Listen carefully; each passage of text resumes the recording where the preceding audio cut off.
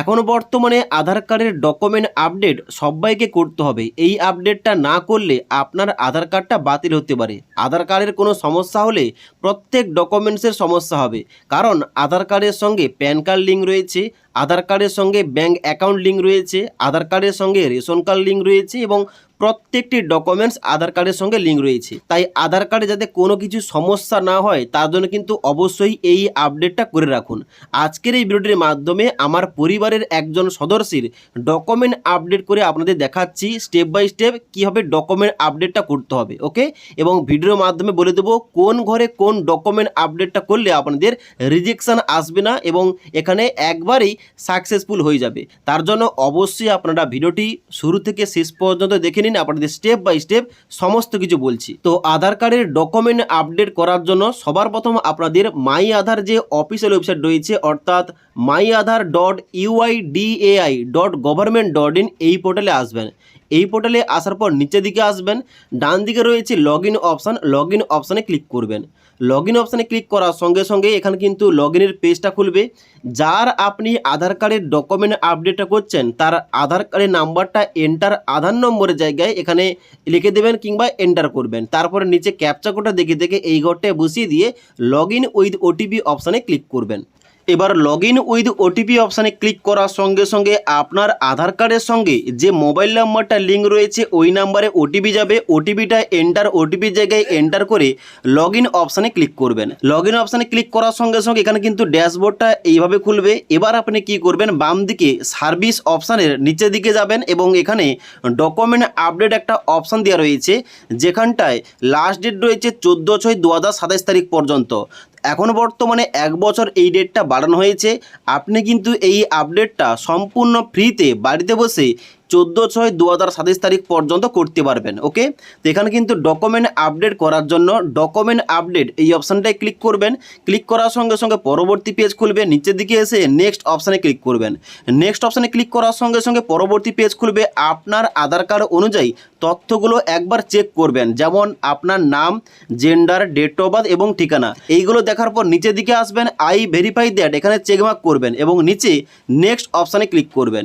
Next অপশানে click করার সঙ্গে সঙ্গে পরবর্তী গুরুত্বপূর্ণ পেজ যেটা, এখানটা কিন্তু অবশ্যই অনেকেই ভুলভাল করছে, কারণ এখানে কিন্তু ডকুমেন্টস আপলোড করার ক্ষেত্রে ভুলভাল করার কারণে আপনারা কিন্তু রিজেকশান আসছে। এখানে কিন্তু সঠিক পদ্ধতি আপনাদের বুঝিয়ে বলছি।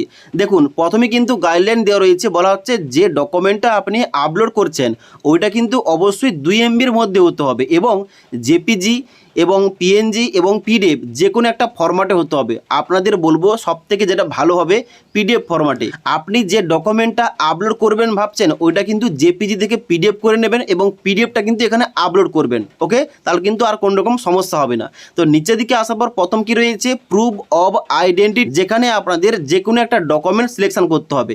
তো প্রুফ অফ আইডেন্টিটির জায়গায় আমার পরিবারের যে সদস্যের এখানে আপলোডটা করছি ডকুমেন্ট, এখানে কিন্তু আমি ভোটার আইডি কার্ডটা দিলাম। এবার আপনার ক্ষেত্রে যেটা হবে অবশ্যই কিন্তু দিতে পারেন। এখানে কিন্তু ভোটার আইডি কার্ড বাদেও অনেক কিছু ডকুমেন্টসের লিস্ট রয়েছে, যেমন ড্রাইভিং লাইসেন্স রয়েছে, ইন্ডিয়ান পাসপোর্ট রয়েছে, কিষাণ ফটো পাসবুক রয়েছে, জব কার্ড রয়েছে এবং স্কুলের মার্কশিট সার্টিফিকেট রয়েছে। যারা বিবাহিত তাদের কিন্তু এখানে ম্যারেজ সার্টিফিকেট অপশান দেওয়া রয়েছে। এইভাবে কিন্তু অনেক কিছু ডকুমেন্টস রয়েছে। তো এর মধ্যে আমি কিন্তু এখানে ভোটার আইডি কার্ডটা দিলাম। ওকে, এবার ডকুমেন্টটা চুজ করার পর নিচের দিকে আসবেন। যে ডকুমেন্টটা আপনি চুজ করেছেন ওই ডকুমেন্টটা অবশ্যই সিলেক্ট সাপোর্টিং ডকুমেন্ট এখানটায় ক্লিক করে আপনাকে আপলোড করতে হবে। আপলোড করার জন্য কন্টিনিউ টু আপলোড এই অপশানটায় ক্লিক করবেন। এখানে কিন্তু মেমোরি কার্ড থেকে ওই ফাইলটা আপনাকে সিলেকশন করতে হবে। এবার ডকুমেন্টসটা আপলোড করার সঙ্গে সঙ্গে এখানে কিন্তু 100% দেখাবে, তাহলে বুঝবেন আপনার ডকুমেন্টটা এখানে কোনো কিছু প্রবলেম নেই, এখানে কিন্তু আপলোডটা হয়ে গেছে। ওকে, এবার নিচের দিকে আসবেন, দ্বিতীয় যে ডকুমেন্টস রয়েছে প্রুফ অফ অ্যাড্রেস, এখানটায় কিন্তু ক্লিক করবেন। এখানে কিন্তু অনেক কিছু ডকুমেন্টস যেমন ব্যাঙ্ক অ্যাকাউন্টের স্টেটমেন্ট রয়েছে, তারপরে ইলেকট্রিক বিল রয়েছে, গ্যাস কানেকশানের বিল রয়েছে, পাসপোর্ট রয়েছে, কিষাণ ফটো পাসবুক রয়েছে, জব কার্ড রয়েছে, ম্যারেজ সার্টিফিকেট রয়েছে। এইভাবে কিন্তু প্রচুর ডকুমেন্টস রয়েছে। এবার নিচের দিকে আসার পর এখানে রেশন কার্ড রয়েছে, SC ST OB সার্টিফিকেট রয়েছে এবং অন্যান্য ডকুমেন্টস রয়েছে। এবার এর মধ্যে আমি পরিবারের যে সদস্যের এখানে ডকুমেন্ট আপডেটটা করছি, এখানে আমি দ্বিতীয় ঘরটায় রেশন কার্ডটা দিলাম। ওকে, এবং তারপরে অ্যাকসেপ্ট অপশানে ক্লিক করার পর নিচের দিকে এসে এখানে সিলেক্ট সাপোর্ট সাপোর্টিং ডকুমেন্ট এই অপশানটায় ক্লিক করে কন্টিনিউ টু আপলোড এই অপশানটায় ক্লিক করতে হবে। এই অপশানটায় ক্লিক করার সঙ্গে সঙ্গে আবার মেমোরি কার্ড খুলবে, সেখান থেকে আমাকে ওই রেশন কার্ডের ফাইলটা আপলোড করতে হবে। এবার রেশন কার্ডের ফাইলটা আপলোড করে দেওয়ার সঙ্গে সঙ্গে এখানে 100% দেখাবে।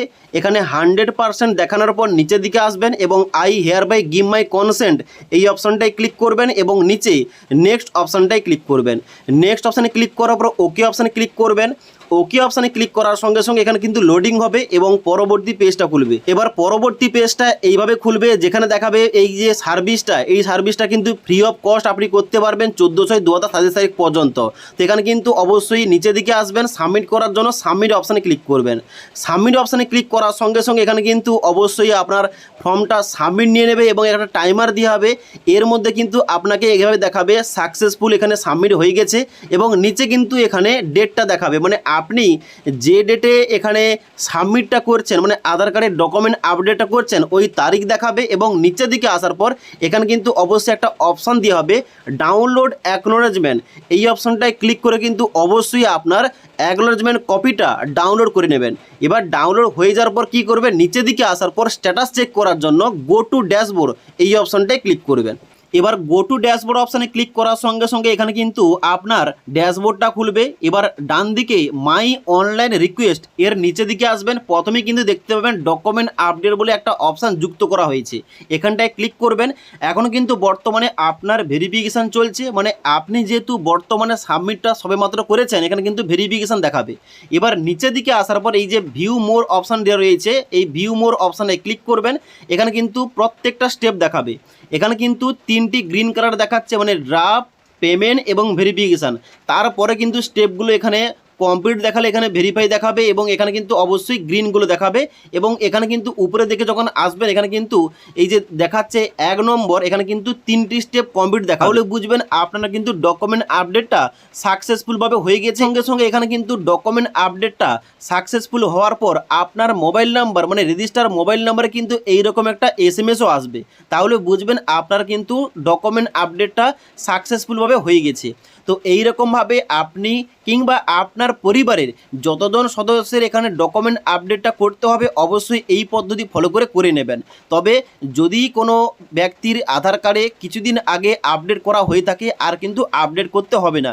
যদি অনেক বছর ধরে, মানে প্রায় 8 বছর 10 বছর ধরে কোনো কিছু আপডেট করা হয়নি, অবশ্যই কিন্তু আপডেট করে নেবেন, কারণ আগের থেকে সেফ থাকা ভালো। কারণ আধার কার্ডে কোনো কিছু প্রবলেম হলেই অনেক কিছুই প্রবলেম হয়ে যাবে। ওকে, তো আশা করি আপনাদের স্টেপ বাই স্টেপ সমস্ত কিছু বুঝতে পারলাম, কীভাবে ডকুমেন্ট আপডেট করতে হবে, কোন ঘরে কি ডকুমেন্টস আপলোড করতে হবে এবং তার সঙ্গে সঙ্গে এখানে ডকুমেন্ট আপডেটটা করার পর কীভাবে স্ট্যাটাস চেক করবেন আপনাদের বলে দিলাম। যদি আজকের এই ভিডিওটির আপডেট ভালো লেগে থাকে একটি লাইক করবেন এবং বন্ধুদের অবশ্যই ভিডিওটি শেয়ার করে দেবেন।